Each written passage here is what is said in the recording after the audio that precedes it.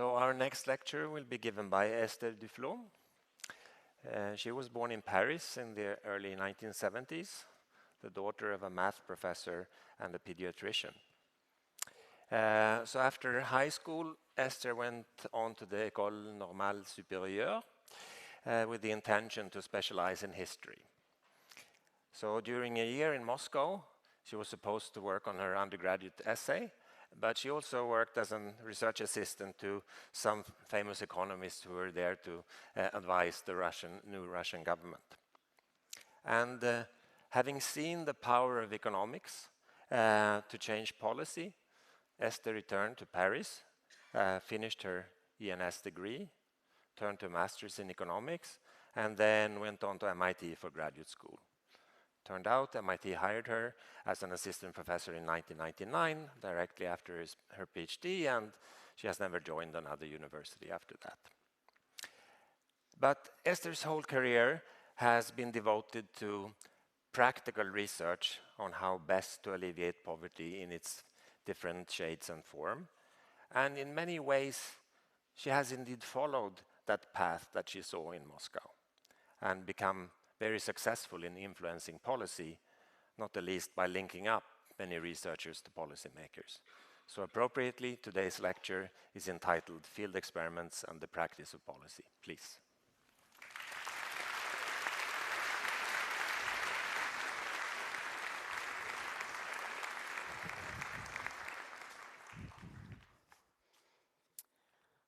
Good afternoon.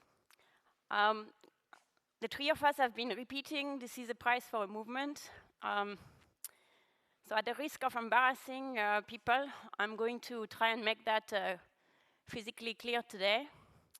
So I'm going to ask the people I'm calling by organization, not by name, to stand up so people in the room can see what a movement is. So let's start maybe by anybody who has ever worked for JPAL or IPA. Anybody who has ever worked for PAD? Stay up, the JPAL IPA people don't get to sit down. Jeff, you also represent USAID. Rachel, you also represent DFID. The Jamil family, the Vice family.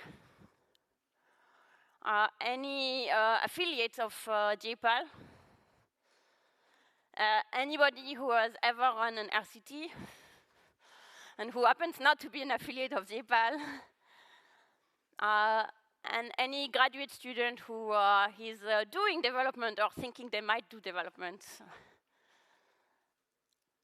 So I'm going to start by clapping for these people. If I forget anybody, yell.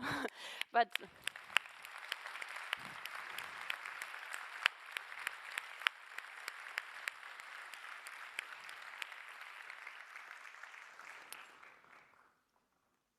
we believe this is a prize for a movement. A movement involves researchers, it involves staff, it involves money, it involves partner. I forgot Pratham. Pratham, where is Pratham? They're not here. So think about Pratham. Any NGO partner, government partner, we can clap them anyways. And Amrita. Anybody who, it involves money, it involves partners, it involves thousands of boots on the ground, some of whom are rich today. So thank you very much for that. One of the really magnificent things about this prize is that I genuinely think people are truthful when everybody thinks it's a little bit for all of them. Even our old critics came back out of the woodwork to criticize again just to get a piece of the action, which has been kind of interesting.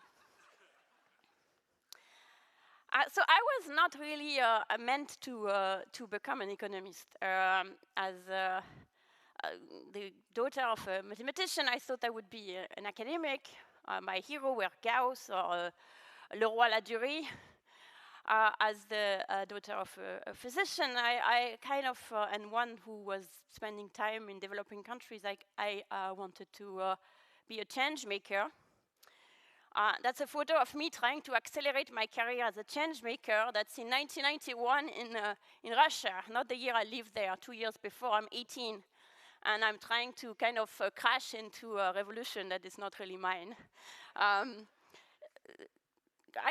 actually did a little bit of economics as an undergrad, but I really had no trust in economists. Like most people, actually. So this is a graph from much more recent, from 2017. It turns out that economists are some of the least trusted about their own field of expertise, just above politicians. And it doesn't ask, how much, whether economists are trusted for dating advice, or the trust in weather forecasters is about twice as big as the trust for economists. And I was very much there when I started economics as an undergraduate. I really, again, I wanted to be a change maker. I thought economics was just an elaborate hoax to justify the world exactly as it was by putting some not particularly interesting mathematics on it. And yet, 28 years later, I guess I'm here. I'm an economist. And to some extent, among all of the other people that we talked about, I have become something of a change maker. So this map represents the places not where we are conducting projects, but where JPAL has affected policy in any number of ways. So these are pretty much, there is one of these dots almost in all continents. There are various ways in which JPAL has influenced policies. The way we count it, when we first started, before we became JPAL, we were PAL, Poverty Action Lab. By the way, Rachel, as the first executive director of Poverty Action Lab, has to be credited for that magnificent name. And shortly after, we met Mohamed Jamil, and he was kind of challenging us to think, how many people you think you can affect? And we were like, what's a big number? And we saw, okay, 100,000, 100 million, that seems like a big number. We thought it was a bit of a crazy number. But yet, as of now, the way we count our influence in the world, in the sense of the influence of the whole JPAL network, these 400 researchers who are associated with it, is that over 400 million people have been affected by policies which have been found to be effective by someone in the JPAL network. That's without counting all of the people who have not been affected by policies which are found to be ineffective by the JPAL network, which is probably also an important number, but a little bit harder to track.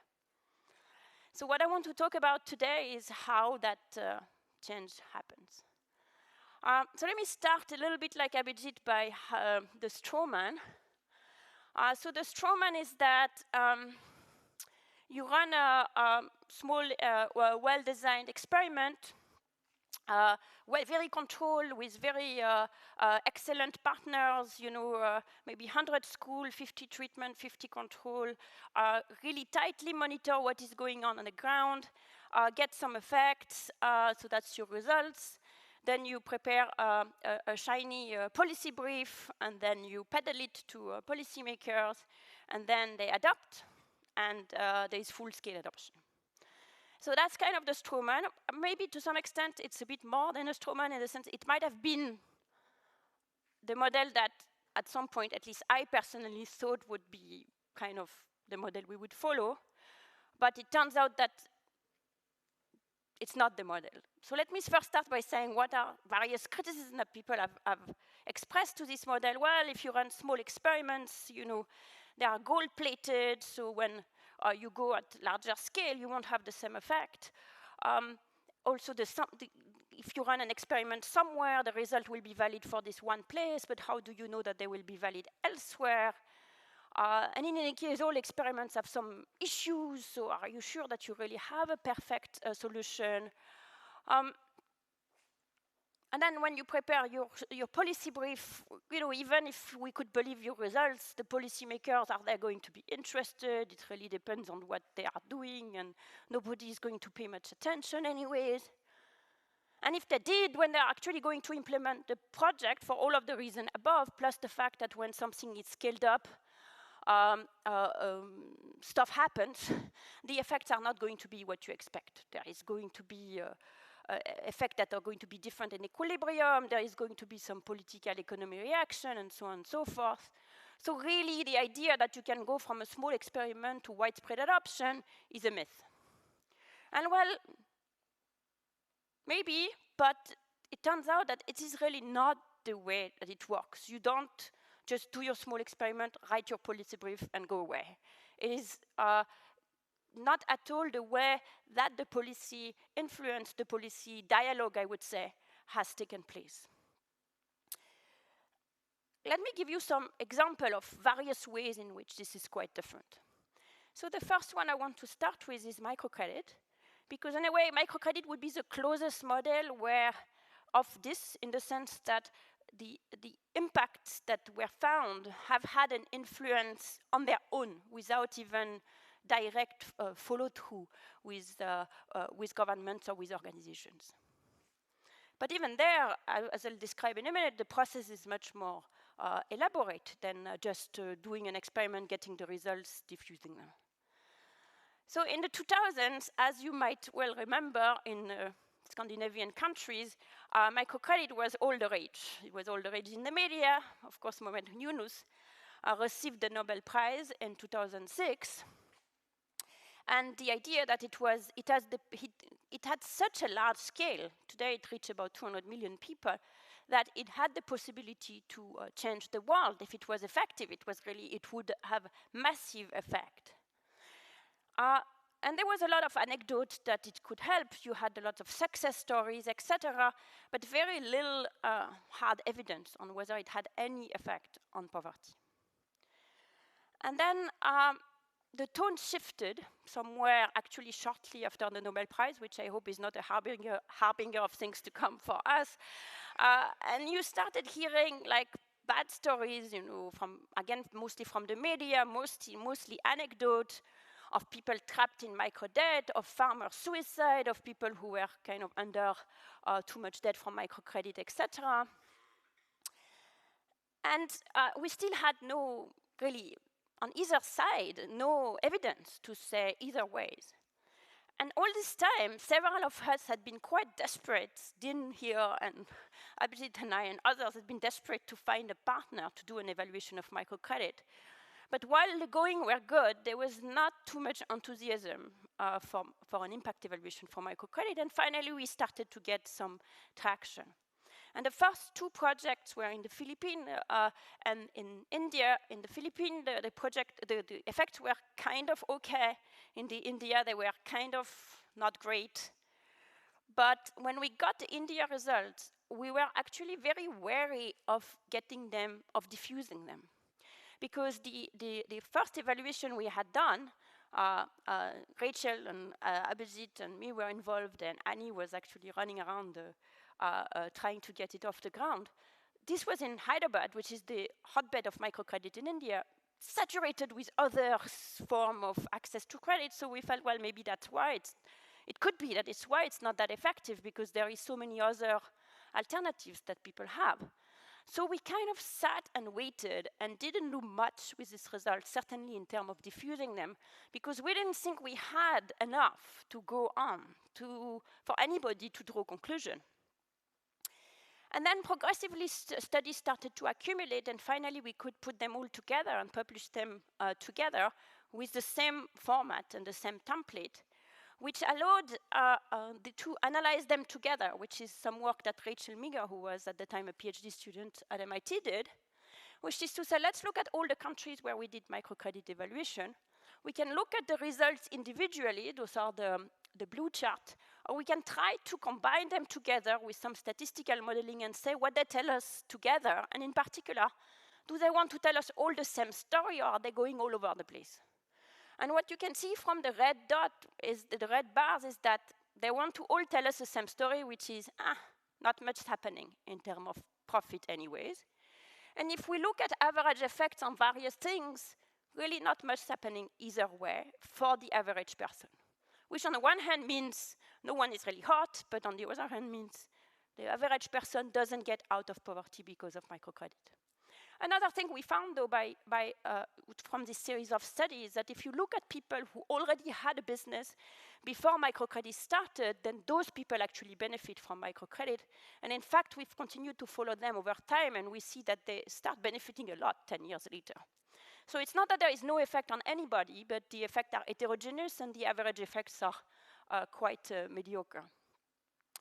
So that led to sort of a changing in the debate from this is a disaster versus this is a miracle to, and that's quite remarkable for the media, a relative kind of neutral tone. Small is smart, a partial marvel is probably the best title, but then it's The Economist, they are good at titles, or small change. So that changed the policy debate. It actually changed also the view of many microfinance organizations, and of course, eventually changed microfinance, because we were not against microfinance. In fact, a lot of us really want microfinance to succeed. What this result suggested is that the product that were evaluated, which is this one-size-fits-all type of product, really is not ideal, probably, because on the one hand, there is heterogeneity. Some people need something else. Some people really need consumption finance. Some people need business lending with more flexible loan, etc.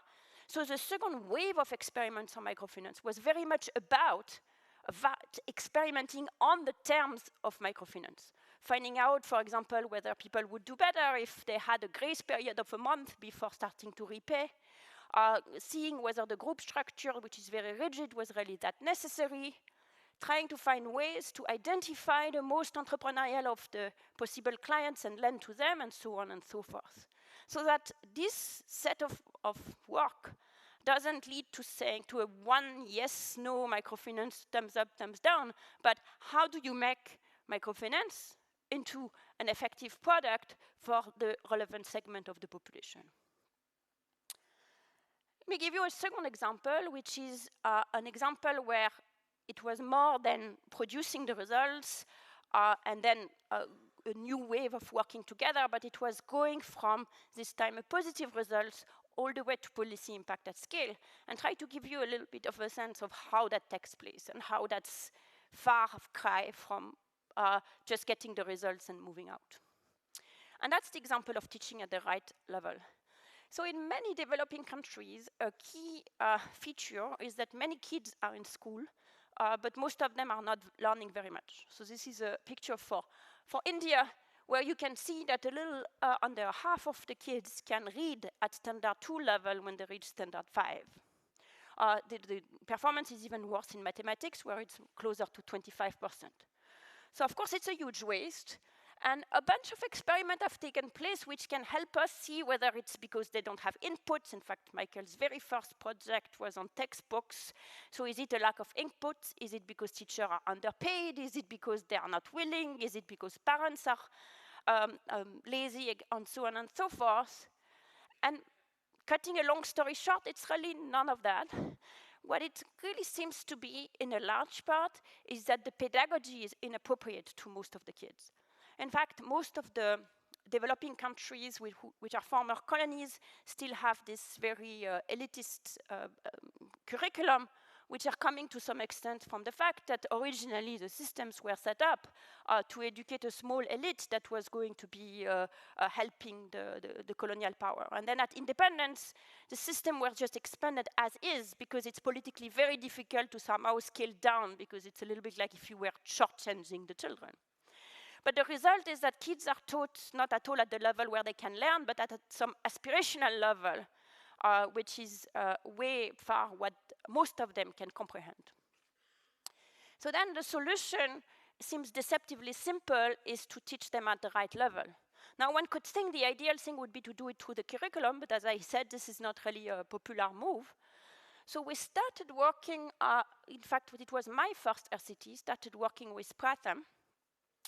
And this is Rukmini Banerjee and Madhav Chavan, the first people from Pratham we work with, the first and the second leader of the organization. And the idea of Pratham is very simple. You have to teach to the kids you have in front of you. So what I have is to rearrange, the way the programs works today is to rearrange the kids by level, all the time by achievement level in a frequent way, and then target the activities to where the kids are. And we started evaluating this project. The first version of the project was a remedial education program that we evaluated with Sean some time back. Then we looked at it in more rural areas. And then we started getting interested in whether teachers could implement this approach, and this was done in summer camps. And they could do it, and in all of those cases, the results were positive. One shortcoming of doing the project on a volunteer basis is that you don't have all the children that you would like to have, because they don't necessarily come. So it seems like a waste that they are in school all this time and not being taught at the right level, and it seems that it would be more efficient if the teachers could teach at the right level. So Pratham got very interested in scaling it up via the education system, which of course makes a lot of sense, and they started to get some traction in doing this work. And when they got some traction doing this work, we could evaluate their work by carving down some villages to do, if you want, the reverse of a randomized control trial, where what we have is we carve out a control group in an environment where most of the schools have the program being tested. So we can test this kind of scaled up version by carving out a control group from an otherwise sea of treated areas. And what we found there when we did it the first time is that although the teachers had been quite excited to be trained, when they came back to the schools, they didn't implement the program. And as we had this program going on, we had a qualitative work done by Indian organization, and interviewing people up and down the hierarchy. And what came out of it is that the teachers think it's nice, but they don't have time to do these activities because they have to complete the curriculum, which, by the way, they have to do by law. So you cannot blame them to want to complete the curriculum because it happens to be their job. And of course, this also happens to be their job because this had been scaled up within the government, but it had not been really conveyed. So in the presence of these different tensions between their activities, they decided to stay safe and continue teaching the curriculum. So then if the answer was, and that's something where we had the complete, we kept talking to Pratham, discussing with them. They are ahead of the game most of the time on us, but having the study helped in figuring out that there was a problem to solve. The answer was like, you either need to carve out a time in the year, so doing it in short bursts of camps, or you have to carve out a time in the day, say an hour per day, and you have to make it very clear that it is their job by involving the hierarchy, by involving their bosses. So the new versions of the program either worked in short bursts of activities, or with teacher, or with during the regular school days, but in a dedicated time with training of the teacher supervisors, who were then able to kind of relay the program, both help, but also remind them that, yes, this is in fact part of your job, and you are not to convert the hour into something else because you want to complete your curriculum. In the meantime, there had been some tests of the same program in Ghana.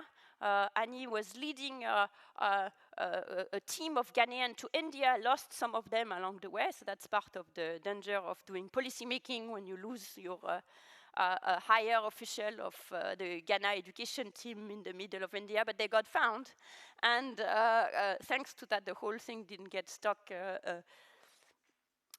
And then these two models that I talked about, the camps and the teacher-led model, happened, and both of these showed positive effects. And if you know, this is a long way in coming in having a program that actually has a lot of staying power, can actually be scaled up. And now this program is being scaled up. So these are some of the co-conspirators in this work. Now this program actually is being scaled up, not only in India in a large way, where it reached several million children, but with support from Co-Impact in many countries in Africa right now. So this is to give you a sense of how the project of going from a nice proof of concept to an actual scalable program goes on. what should have been clear here is that the process of working together to develop a project that can be implemented at scale is not something that academics do sort of in isolation of the organization or as the, giving advice and being somewhat superior to the organization or whatever. It's really a project of co-creation. And that project of co-creation is now very much going on as well, directly with governments, where a lot of the work that many affiliates of JPAL and IPA and others who run RCT do is now to work directly with governments to help them do what they would like to do anyways. So in some cases, I've called this addressing the plumbing problems, in the sense that it's not about, oh, should I invest in health or in education, but it's about, well, I have this, say, rice distribution program that is currently going on, and there are issues with it. What can we try to make it work better? And so the example of that is that I'm going to give today is a work by many people whose photos you're going to see in a minute. And it's concerns the rice distribution project in Indonesia. The rice distribution program is a massive redistribution program which is funded centrally but administered locally, and has an extremely large budget and has, as many programs, a lot of issues. In particular, it has the problems that the poor receive only 30% of the subsidies that is intended, and pay in general more than what they should be paying for, about 25% more. And the reason the government failed was in part that they are not properly informed that the program is going. So Ben Olken and Rima Anna, who have been working in Indonesia for many years, have a very long-running, standing relationship with the government. And there is often a back and forth between possible project and possible policy ideas where the government comes up with them for questions. And here the question was, what about if we distributed a card that made people aware that they are eligible for this program? And they said, well, why not? So this is now the full team: Abhijit, Rima, Jordan, Kyle, Ben Olken, and Sudarno. What did they do? What did they say? They said, well, great, we can set up an experiment. In fact, we can do it on quite a large scale because this program is everywhere, and distributing cards is not particularly expensive. But as long as we are going to set up an experiment, why don't we try not only whether distributing cards would be effective, but also what would be the ideal ways to distribute the cards?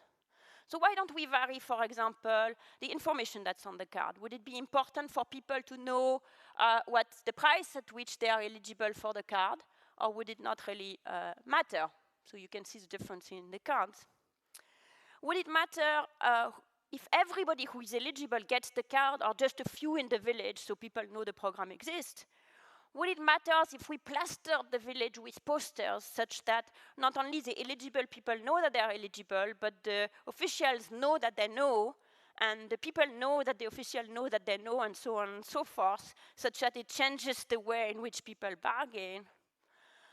Would it be important if the cards also had some clip-on coupons that the official would be supposed to give up upstairs to create also the impression that there is accountability in the program? So not only they tried the cards, but they tried all these versions of the cards.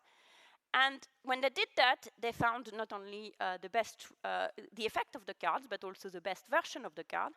The best version of the card is to have the common knowledge and to put the price in and to give it to as many people as possible, and the accountability is not that important. And that version of the cards increased the take-up of the program a lot. Overall, distributing cards increased the take-up of the program, increased the subsidies that people get, which is a combination of the take-up and the price paid, by 26%, driven by a reduction in leakage. So obviously, it's very cost-effective because it's not very expensive to distribute cards, and therefore it's something that the government scaled up almost immediately after they were finished with the program. So here you can see an immediate scale-up following the research project, but that's because the research project is part of the government functioning itself. And there are several examples like that. I just wanted to give you one more, because it's one which involves, again, a quite focused process of really thinking through an economic problem together with the government partner, combining a good knowledge or a decent knowledge, let's say, of economics with excellent knowledge, I would say, of the institution on the ground. And that's the reforming the auditing of firms in Gujarat. That also is, I think, an important project in terms of its themes, because it's about pollution and reducing pollution and curbing climate change is one of the big challenges we'll have to solve in the years to come. So Gujarat is actually has been kind of on the forefront of trying to do something about their pollution problem. It's actually one of the most polluted places in India. One of the fastest industrial production state in terms of industrial production, and therefore in terms of industrial pollution. A few years ago, the court forced them to create a third-party audit system, which is one system where each firm has to hire an independent auditor to give them an audit every year, a clean bill of health in terms of environment. So that sounds great in many ways, because you have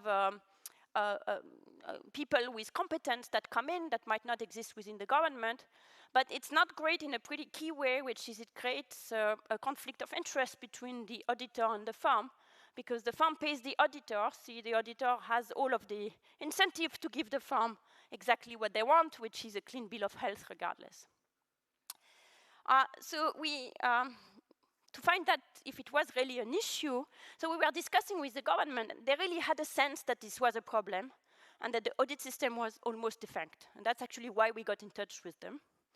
But to test it, we compared the result from the audit firm. So these are the audit report. And you can see that most of the firms are right below the threshold in terms of this particular pollutant, SPM. So either that means that the firms are really competent at targeting their pollution level, or that means that the auditors are making up the data to be exactly in the right place. And of course, the latter is correct in this case, because once you back-check those firms, you find that the true pollution of the firm is all over the place compared to the audit. So the back-checks are performed a few days after, and you can see how the pollution actually distributes, with many firms polluting much more, some firms polluting even much less. That means not only they are making up the data, but they're not even taking the trouble of going to the farm.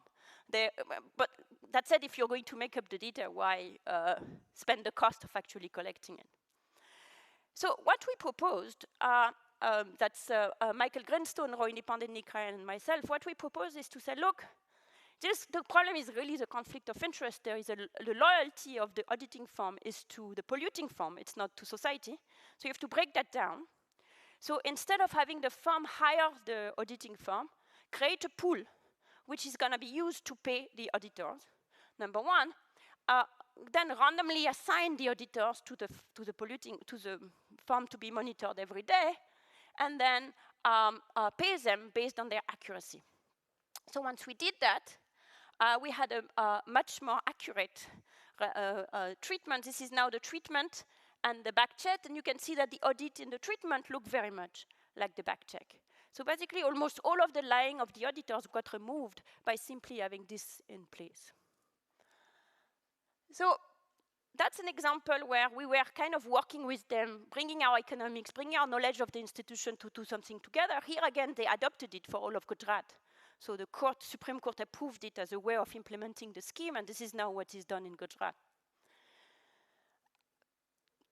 More generally, these examples and many other like that are an example of what we are trying to do, which is try to, in a sense, slowly, but little by little, making ourselves irrelevant by fostering a culture of learning, both within the government and within all of the institutions that support them. So many governments have launched units that do randomized control trial on their own, like the Minelu Lab in Peru. We have long-standing partnership with government, for example, the Tamil Nadu research partnership. And the hope is that one day in a sense, we can make ourselves irrelevant, and that would be kind of the culmination of the process if the culture of learning had developed so much that it would take place by many actors in many different ways. Thank you very much.